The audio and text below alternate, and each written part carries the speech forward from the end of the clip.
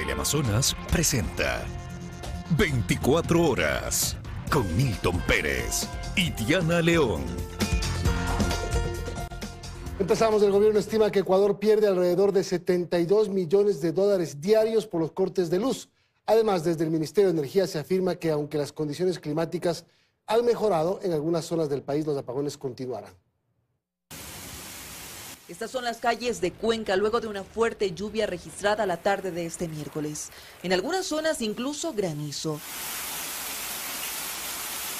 Y el río Tomebamba así es como lució luego de las precipitaciones. Tras esta jornada, el ministro de Energía encargado, Roberto Luque, actualizó información sobre la situación energética que atraviesa el país. Dijo que si bien la lluvia de los últimos días ha favorecido la recuperación de los caudales y embalses, aún no hay una fecha establecida para el fin de los apagones. Afortunadamente se ha subido en 0.9 metros el embalse de Mazar y eso es bueno porque seguimos acumulando algo de energía. Los pasos dados para salir del periodo de corte son importantes, pero aún no suficientes. Eso además que desde las 10 de la mañana de este miércoles, las centrales hidroeléctricas Mazar, Molino y Sopladora, ubicadas en el austroecuatoriano, suspendieron sus operaciones. Respecto a ello, el ministro encargado dijo que esta situación se debe a la gran cantidad de sedimentos que tiene el agua tras las precipitaciones y que la situación seguirá presentándose debido a los cambios climáticos. Por ejemplo, eso nos pasó con Coca-Cola. Estoy casi seguro que fue ayer en la noche, que por muchos sedimentos en la captación, ellos tienen que parar la operación porque hay daño de turbinas. Entonces, en ese momento vemos con las otras generadoras cómo se puede hacer y si se puede atender la demanda. En medio de estas declaraciones, el funcionario se refirió a la complicada situación que atraviesa el sector productivo, afirmando que las pérdidas generales que tiene el país por los cortes de luz ascienden a 12 millones de dólares por hora, es decir, 72 millones de dólares por día. Estamos trabajando día y noche para poder buscar todas las alternativas posibles para salir de la crisis y la salida de la crisis está en ese trabajo y con corresponsabilidad con la gente. Ahorita necesitamos de todo, es una situación de años. En los próximos meses se prevé que entren en funcionamiento 35 unidades de generación energética. Se espera que en las centrales de Quevedo se instalen 32 y 5 en Santa Elena. La autogeneración de energía es una de las propuestas del sector privado para aliviar la crisis de electricidad en el país.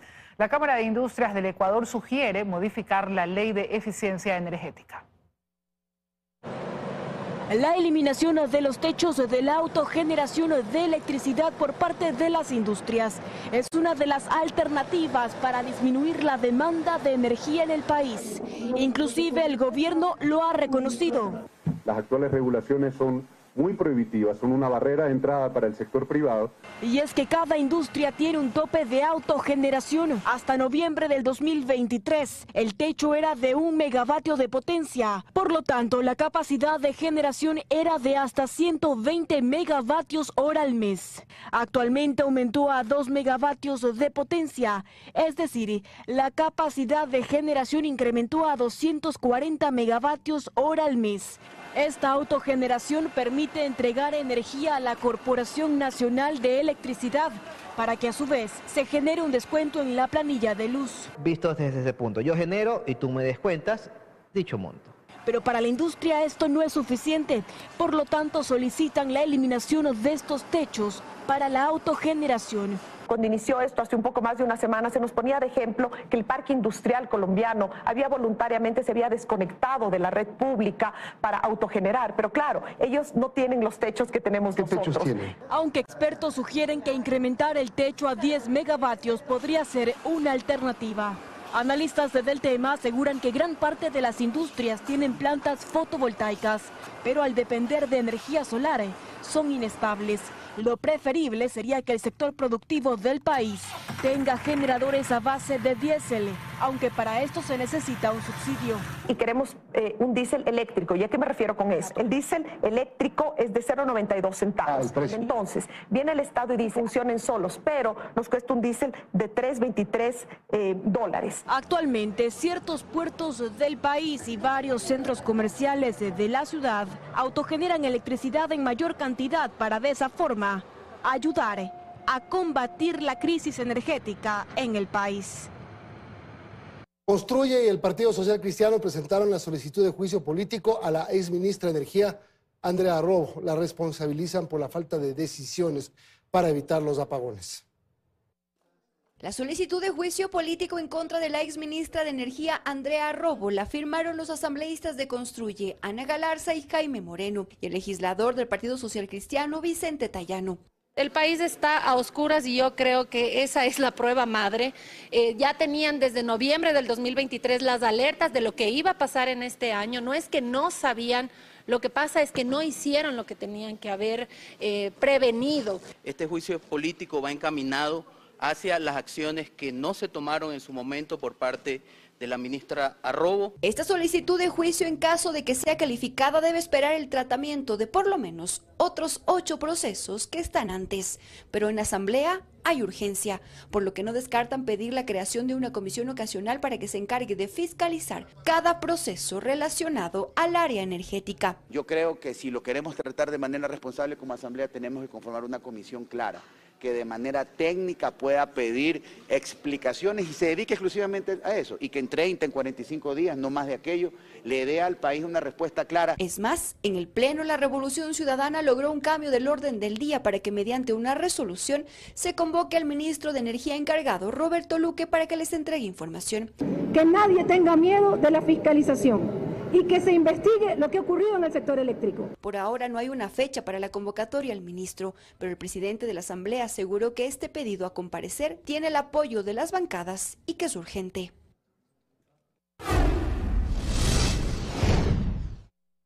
Y el presidente de la Asamblea plantea la creación de una comisión multipartidista para tramitar los proyectos de ley que debe enviar el jefe de Estado tras la consulta popular. Aseguró también que se podrán introducir otro tipo de reformas.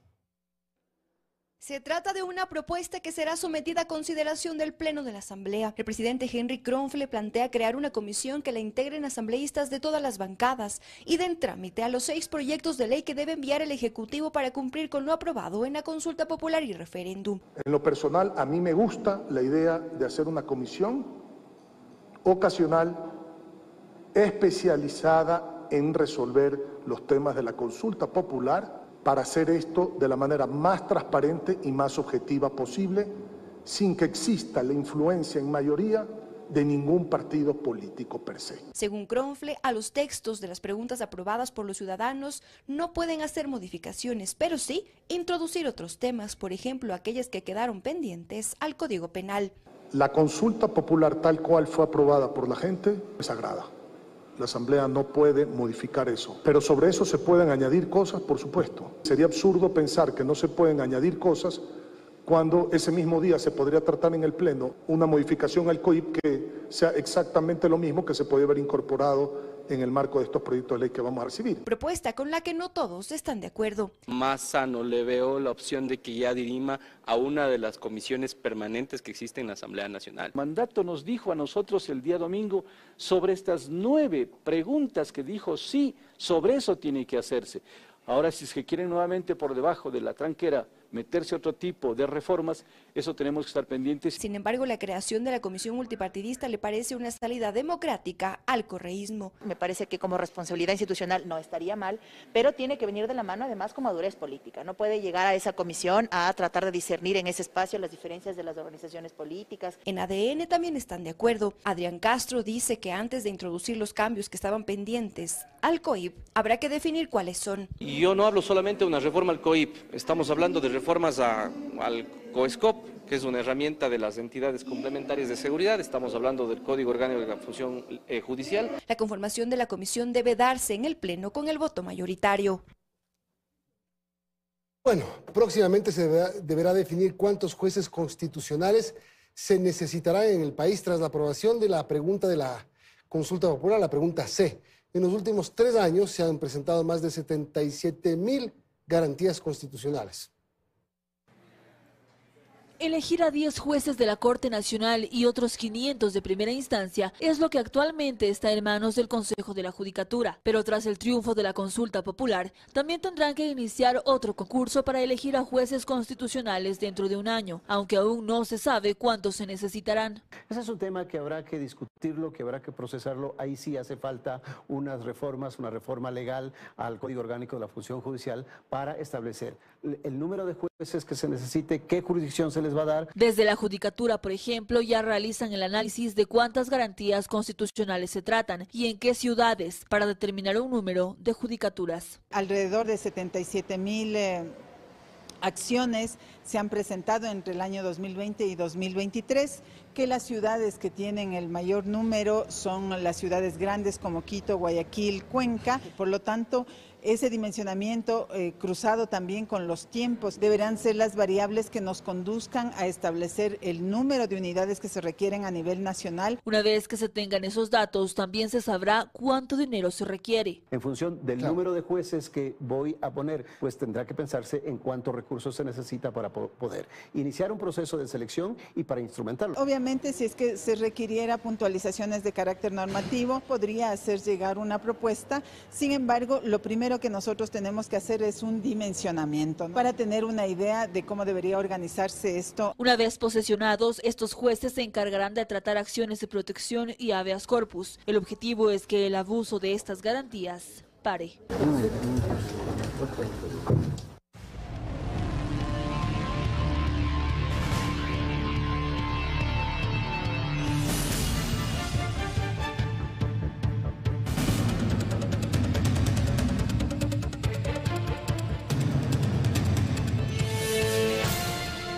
Estados Unidos va tras los bienes del excontralor Carlos Pollitt en Miami.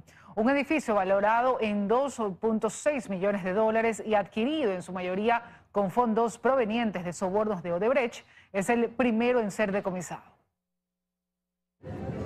Lavó sobornos que recibió durante la década en la que fue titular de la Contraloría General del Estado en Ecuador, a través de la compra de bienes inmuebles en Miami, Estados Unidos.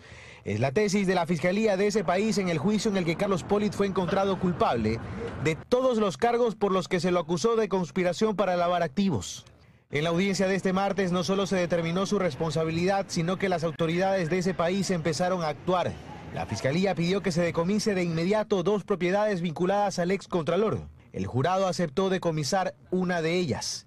Este edificio de oficinas ubicado en Coral Way fue adquirido en 2016 a través de una firma de propiedad del hijo del excontralor, que pagó $2,6 millones por él.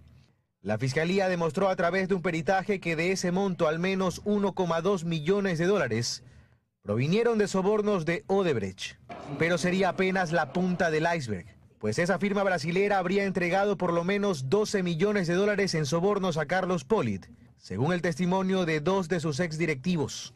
También, Fiscalía pidió al jurado que autorice el decomiso de un departamento ubicado en el 7º piso del exclusivo condominio Merrick Manor, ubicado en Coral Gables. En 2022, otra empresa del hijo de Pollitt lo adquirió en $865,000, pero el jurado determinó que Fiscalía no logró demostrar que ese dinero provino de actos irregulares. Pese a que en su acusación Fiscalía determinó que ese monto provino de los $4 millones que una firma del hijo de Pollitt recibió tras vender esta casa en 2017. En Miami, Estados Unidos, vinculados al excontralor y su círculo familiar, hay una lista de bienes inmuebles que incluyen departamentos en zonas exclusivas, locales comerciales, terrenos, que en suma superarían fácilmente los $10 millones.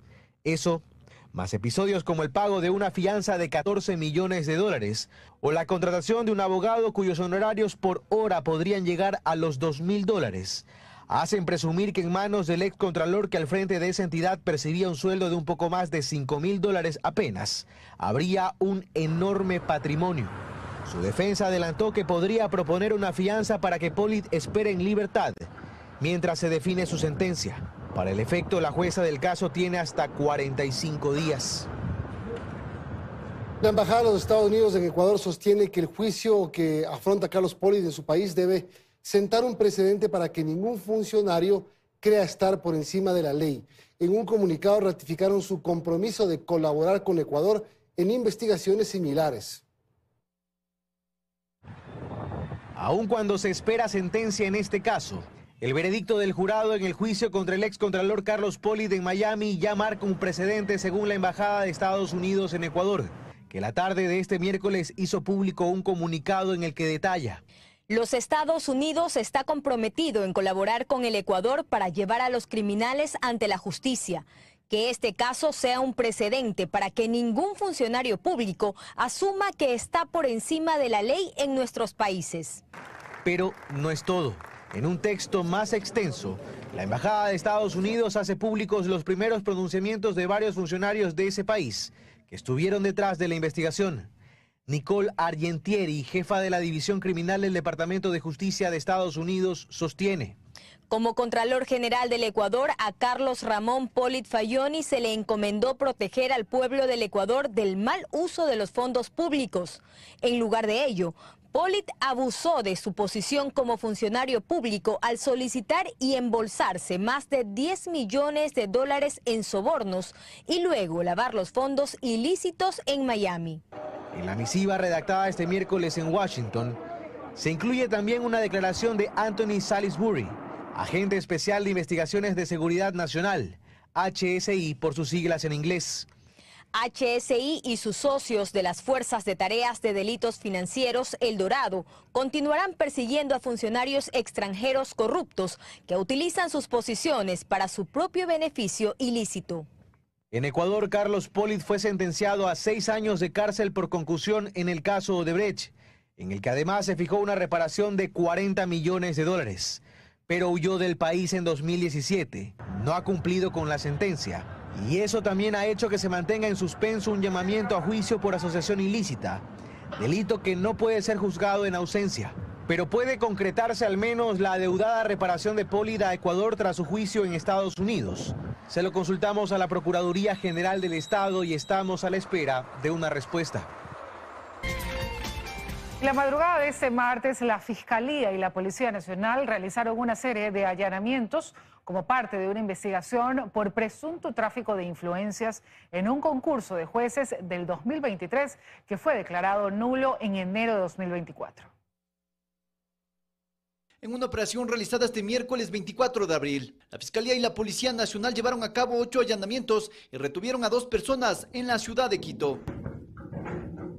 Esto como parte de la investigación en curso del caso Pantalla, centrado en presuntas irregularidades en el concurso de jueces para la Corte Nacional de Justicia en el 2023. Se encontraron varias irregularidades, hasta tal punto que plantearon acciones de protección. Por lo tanto, la Fiscalía General del Estado tiene la obligación de hacer la investigación para determinar esas irregularidades y si existen algunos delitos cometidos tendrán que investigarse, que en este caso puede ser tráfico de influencias. La Fiscalía presume que existieron irregularidades durante el proceso en el que fue liderado por Wilman Terán, actualmente procesado en el caso Metástasis, y que en ese entonces se negaba a anular el concurso a pesar de las críticas recibidas. A pesar de que de todas las críticas, a pesar de todos los comentarios, el doctor Wilman Terán, que era el presidente de ese entonces, se negó rotundamente a suspender el concurso, ni siquiera a suspenderlo, peor a eliminarlo.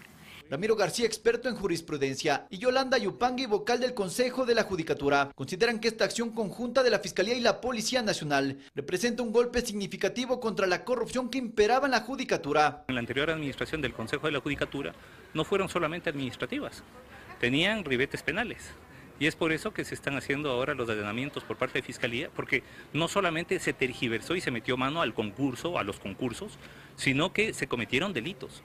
Con estos operativos precisamente para limpiar la justicia, para limpiar nuestros órganos de justicia de toda la corrupción. Desde el Consejo de la Judicatura se espera que este proceso de investigación arroje información relevante de los hechos y determine responsabilidades. La policía ejecutó un operativo contra el narcotráfico a escala nacional. Entre los 7 detenidos que dejó esta intervención hay un objetivo de alto valor que opera para el cartel mexicano de Sinaloa.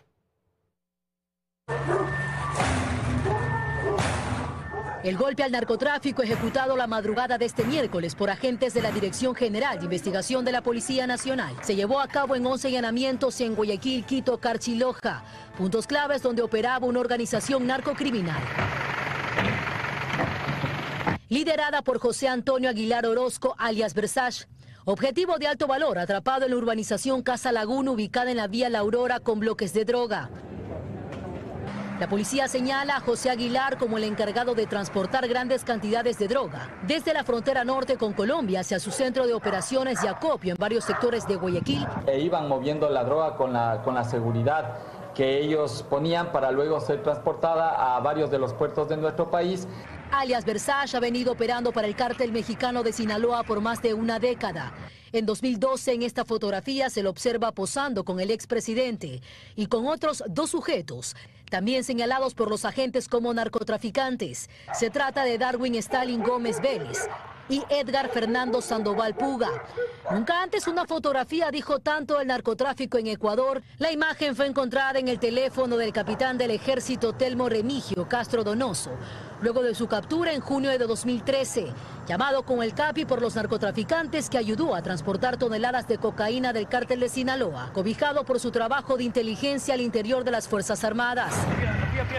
En el operativo ejecutado la madrugada de este miércoles, denominado Gran Fénix 26 Venecia, otros 6 sujetos también fueron atrapados, entre ellos uno de nacionalidad dominicana. El cual era el encargado de buscar los inmuebles, arrendarlos y era el encargado de vigilar la seguridad de los traslados de la droga. Mientras que los ecuatorianos se encargaban de adecuar los vehículos para transportar la droga, que luego era contaminada en contenedores en el puerto de Guayaquil bajo la modalidad de gancho ciego. En Loja fue ubicada una caballeriza donde se escondía otro de los integrantes de esta red criminal de narcotráfico. Y 3 asesinatos se registraron la tarde de este miércoles en la provincia de Manabí. El dueño de la clínica LAMS, identificado como Luis Alberto Moreira Sáenz, fue abatido al mediodía cuando estaba en la casa de salud ubicada en Manta. Las otras 2 víctimas son un hombre y una mujer, quienes fueron baleados por sicarios en los exteriores de una empresa municipal en la vía Puerto Viejo, Manta.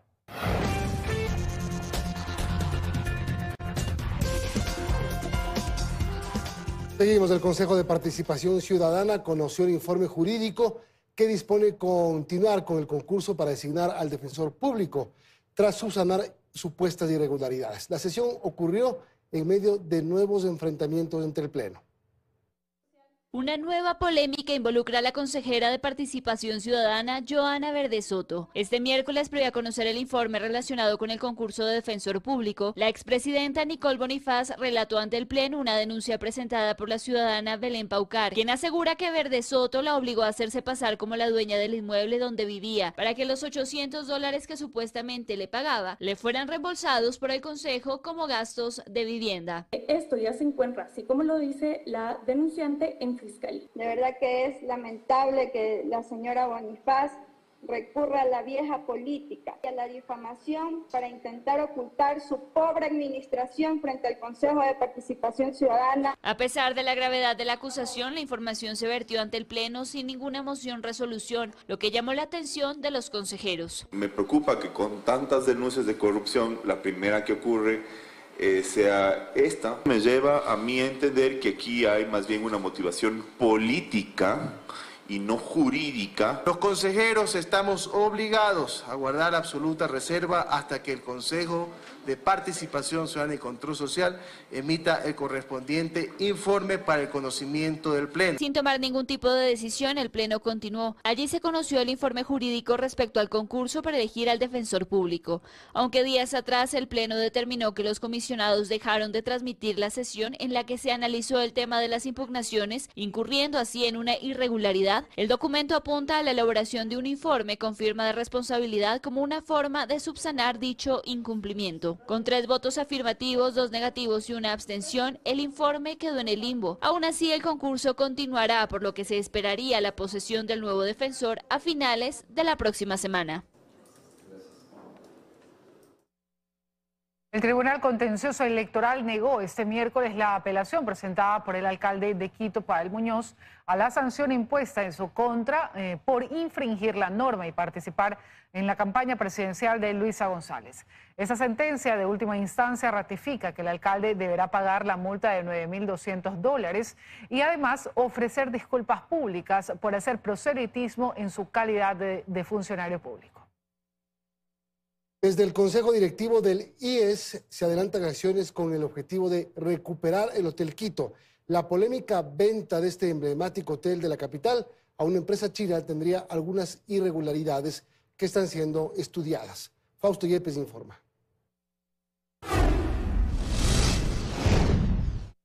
Luego de un análisis al interior del Consejo Directivo del IES, se establece la posibilidad de revertir la venta del Hotel Quito, una venta cuestionada y polémica que se ejecutó en el 2016 por algo más de 30.8 millones de dólares a una compañía china. Precisamente respecto de estas presuntas irregularidades detectadas, hay un proceso legal que podría avanzar con el propósito de conseguir revertir esta venta. Y así lo confirmó el presidente del Consejo Directivo del IES, Eduardo Peña. Nosotros hoy estamos investigando si esto fue una lesión enorme para el Instituto Ecuatoriano de Seguridad Social. Y siendo que estaba en manos de la Seguridad Social, ha sido transferido de una manera poco clara a esta compañía y queremos investigar eso y el precio de la transferencia. Porque si es necesario iniciar una demanda por lesión enorme, lo haremos. ¿Cuya consecuencia sería cuál? Que nosotros debemos recuperar el predio y o pagárselo en el valor actual o en el valor que recibimos a su actual propietario. Es decir, lo que nosotros pretendemos es recuperarlo para que siga siendo el IES y luego concesionarlo a una industria, a una hotelera internacional. ¿Revertir la venta? Estamos averiguando si es posible revertir la venta, sí es. De momento el análisis está en manos de los abogados del Instituto Ecuatoriano de Seguridad Social que buscan los caminos legales para lograr este propósito de revertir la venta del Hotel Quito por dos razones principales. Una, el precio en el que se negoció y otra, las condiciones en las cuales se dio este tipo de negociación. Que el Hotel Quito pueda volver a manos del IES es al menos lo que se plantean en el Consejo Directivo de este organismo. Y un desfile de gerentes del Hospital Carlos Andrade Marín del IES hace pensar que habrían mafias detrás de las adquisiciones de equipos médicos en ese centro hospitalario. 2 exgerentes recibieron amenazas y en 4 meses ya van 5 cambios en esa gerencia. Esta es la carta de renuncia de uno de los gerentes que desde enero han intentado provocar cambios en el Hospital Carlos Andrade Marín del IES, pero sin éxito. Duraron pocos días, solo 3 meses, pero pudo más el miedo ya que 2 de ellos recibieron amenazas. Richard Gómez desde el Consejo Directivo del IES reconoce que hay preocupación y pide seguridad. Yo creo que darle la seguridad a los quienes administran el hospital, al gerente del hospital, al director médico, a sus principales funcionarios, meter inteligencia de la policía o inteligencia militar. Estas gerencias de hospitales manejan millones de recursos que al final del día se convierten, a veces son más importantes que hasta los propios ministerios. Y es que al parecer pocos le apuestan a hacerse cargo de un hospital lleno de problemas. Fausto Guerrero, el firmante de esta renuncia, dice que se encontró con un hospital que necesita una intervención global, que se requiere un cambio total del sistema, pero que por esos días de enero se presentaron eventos extraños que incluso han afectado su seguridad personal. Entonces puso a disponibilidad el cargo de gerente general del hospital. Y así, por ejemplo, el primero en gerenciar el HCAM en el gobierno del presidente Daniel Noboa fue Jorge Peñerrera, que fue removido. Posteriormente, Fausto Guerrero salió por amenazas. Daniel Rodríguez fue removido. Jorge Peñerrera asumió por segunda vez, pero fue amenazado. Actualmente está Maribel López en funciones. Uno de los amenazados recibió un video con imágenes de su familia y advertencias. Y no ocurrió nada, y mira ahora, cuando apenas se lo posesiona, por ahí mismo se lo remueve, y se lo remueve producto de que él busca de alguna manera proteger su vida. Yo creo que estamos viendo un clima que sucede a nivel nacional y que también afecta al IES en función de las amenazas que se puede recibir. Para Carlos Figueroa, médico y activista político, es evidente que a las adquisiciones de salud y a la seguridad social en específico le rondan las mafias que buscan hacerse de contratos bajo intimidaciones. Las mafias se han enquistado definitivamente al interior de las unidades de salud, compran las gerencias, las direcciones y a través de ello hacen las adquisiciones, la compra de insumos con sobreprecios. Así están ejecutando en todas las unidades del país. Ha subido ya desde la costa a la sierra también estos grupos mafiosos. De momento se investiga el origen de las amenazas denunciadas por 2 de los 5 gerentes que han desfilado.